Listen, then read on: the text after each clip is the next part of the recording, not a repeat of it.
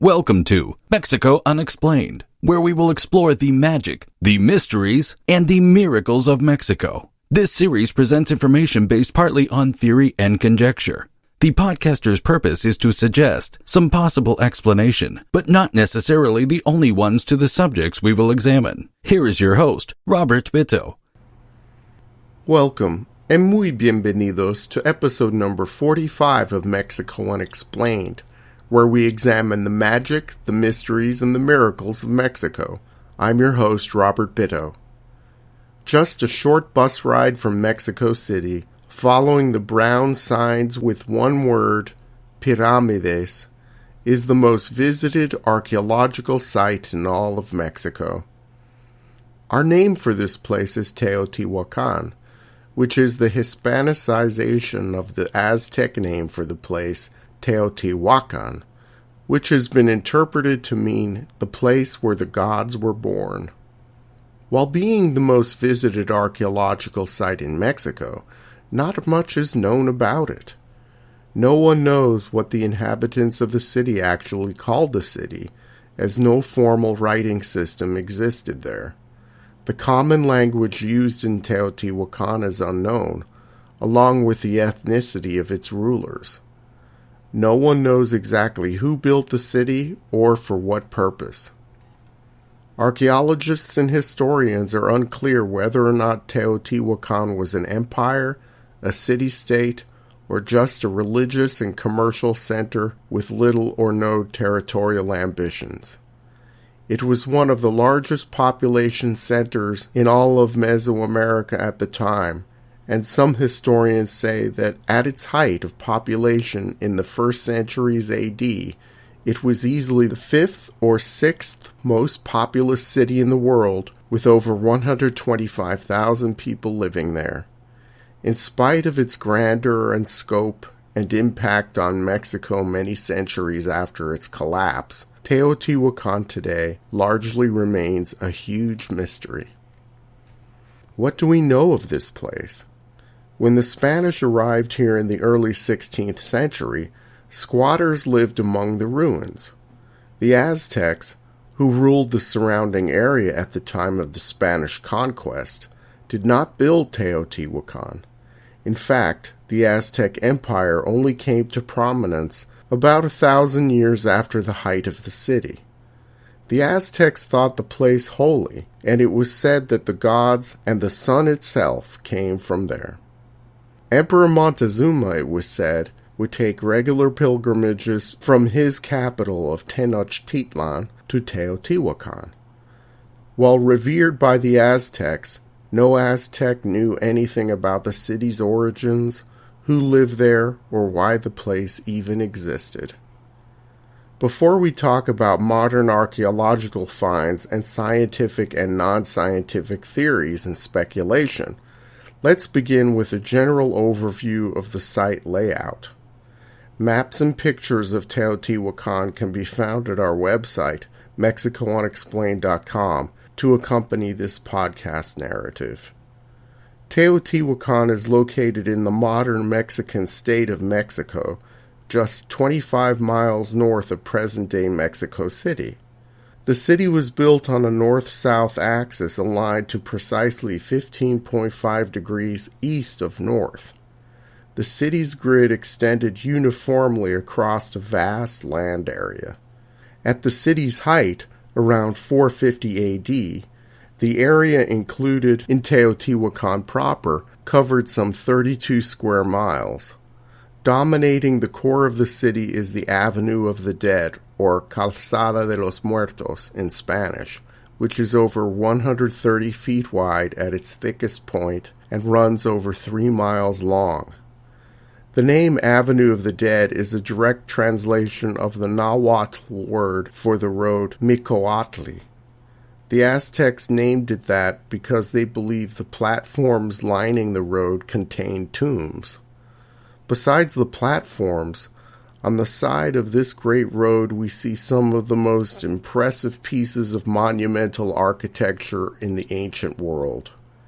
2 massive pyramids, the Pyramid of the Sun and the Pyramid of the Moon, dominate the ceremonial heart of the city, along with large palaces and temples. Besides the pyramids, the more notable buildings include the Temple of the Feathered Serpent, the Court of the Columns, and the Quetzal Butterfly Palace. On the western side of the Avenue of the Dead, across from the Temple of the Feathered Serpent, is what is called the Great Compound, which served as the city's massive marketplace. Most of these structures are surprisingly well preserved. The signs leading to Teotihuacan say Piramides for a good reason. The Pyramid of the Sun and the Pyramid of the Moon dominate this ancient city. The Pyramid of the Sun is the largest pyramid at the site, and the third largest pyramid in the world behind the Great Pyramid at Giza in Egypt and the Great Pyramid of Cholula found just south of Teotihuacan. Please see episode number 26 of Mexico Unexplained for more information on the Great Pyramid of Cholula. Teotihuacan's largest pyramid measures 720 feet by 760 feet at its base and 260 feet tall.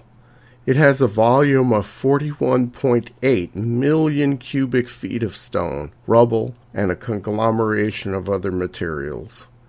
This massive structure, just like the Great Pyramid at Giza in Egypt, once was covered in a bright, white, smooth limestone facing. This structure was most likely slightly larger in the past than it is now, as quarrying and reconstruction efforts have reduced the size of the pyramid slightly. Outward from the ceremonial center were living quarters and workshops for the various commercial trades found throughout the city. Teotihuacan may represent the first place in the Americas where multi-level apartment house dwellings were built. The city was divided into barrios where peoples of different areas of Mesoamerica lived, notably the Otomi, Zapotec, Maya, Nahua, and Mixtec peoples. Many of the buildings were fashioned in what would later be termed the talud tablero architectural style, in which an inward-sloping external side of a structure called a talud is surmounted by a rectangular panel called a tablero and repeated. This style was adopted by other sites throughout Mesoamerica. Many intricate and colorful murals survive throughout the city and depict everything from mythological allegories to scenes from everyday life. Many of these paintings were done in the fresco style, a la the Italian Renaissance, and are regarded as some of the best in the ancient Americas. There were also many canals for irrigation to support farming, and many of the living areas had their own small gardens for food. There is a surprising lack of any evidence for fortifications at Teotihuacan. Occupation at the site of Teotihuacan began around 200 BC. During this time, many small urban centers began to emerge in central Mexico. At the time of Teotihuacan's ascendancy, another competing urban center in the southern part of the Valley of Mexico, called Coahuilco, was threatened by the eruption of the volcano Xitle. Scholars believe that the threat of the volcano caused people to emigrate from the southern shores of Lake Texcoco to the Teotihuacan Valley, thus encouraging the growth of the city. By 100 AD, the Pyramid of the Sun and most of the other massive buildings were completed. Building continued at a steady pace until 450 AD. Although the political structure of Teotihuacan is unknown, it is clear that a highly structured civil society was necessary to complete such organized and huge building projects. As found in graves and in the architecture of the dwellings, there was definitely a hierarchy and a marked social order to the place. It's long been debated whether or not Teotihuacan was the center of an empire, but we know of its influence both politically and culturally. Without a doubt, the city was the center of industry, as hundreds of workshops employed craftsmen working in stone, clay, wood, and feathers. Stamped decorations found on Teotihuacan pottery is indicative of mass production. Fashioned obsidian and pottery from Teotihuacan can be found as far away as the Maya sites of Caminalhuyu in Guatemala and Copan in Honduras, almost 1,000 miles away. To the north, the Teotihuacan trade network reached as far as the area of modern-day Santa Fe, New Mexico, with turquoise mined from the mountains surrounding Cerrillos, found 1,400 miles away at Teotihuacan. There was definite contact between Teotihuacan and the ancient civilization of the Hohokam in Arizona, as the Mesoamerican ballgame began to appear in the ancient cities around modern-day Phoenix around 500 AD. Some scholars believe that one of the major functions of Teotihuacan was religious. Archaeologists have discovered caves and tunnels underneath the pyramids of the city. These caverns may be related to the Mesoamerican creation myth, and the center of the city may have been a place of pilgrimage, much as what had been witnessed in the latter days with the Aztecs visiting the ruins at Teotihuacan for religious reasons. Those scholars who propose Teotihuacan as a political empire that conquered or exacted tribute from surrounding areas, much like the Aztecs, cite historical writings from the Maya, who had a written language at the time. The Maya called Teotihuacan Puh, or the place where the reeds grow, and references to the great city have been found at various Maya sites. An inscription found in the lowland Guatemalan Maya city of Tikal references a ruler called Tzotzamkuh, which has been translated as owl that will strike or spear thrower owl, a Teotihuacan ruler who reigned 60 years and died in the year 439 AD. Some say this king installed his relatives to rule over the Maya cities of Tikal and Huaxactun in modern-day Guatemala. A group of Mesoamerican scholars proposing an internalist view with regard to the relationship between Teotihuacan and the Maya world theorize that the ancient Maya only emulated the elites of Teotihuacan and were linked to the city through trade and copied elements of their culture and religion, but were politically separate from it. The externalist view believes that Teotihuacan militarily invaded the faraway cities of the Maya civilization and directly ruled over some of them. So it is unclear whether or not Teotihuacan was the center of a political empire or merely the center of a commercial, cultural, and/or ideological one. Perhaps one of the biggest mysteries of the lost city of the gods is why it collapsed. There are many theories. These theories range from external warfare to environmental degradation to the return of the Star People beliefs. The latest theory now in fashion is climate change, which is not surprising because many theories of collapses of ancient civilizations throughout the world tend to mirror our own contemporary ideas of doomsday. Many scientists believe that droughts occurring in the years 535 and 536 caused famine and pressure on the population, and with that came social discord and the abandoning of the city. Smaller skeletons and remains showing malnutrition began to appear in the archaeological record at this time. In around the year 650 AD, we know the city suffered a great fire, but the fire did not engulf the entire city. It was restricted to the ceremonial centers and the neighborhoods of the elites. This was accompanied by destruction of sacred objects and an overall looting of the wealthier areas of the city. 100 years after the fire, Teotihuacan was a shadow of its former self.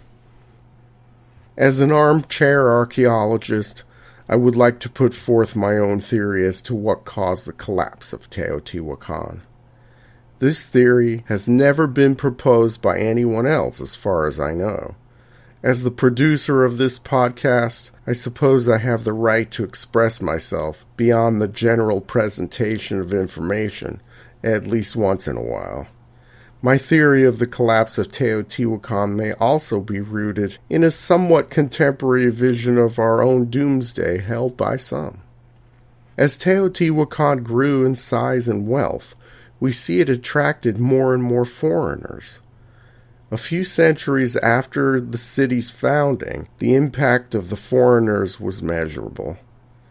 The barrios mentioned before that housed the people from the Gulf Coast, the Maya regions of Central America, and other far-flung parts of Mexico increased in size with time.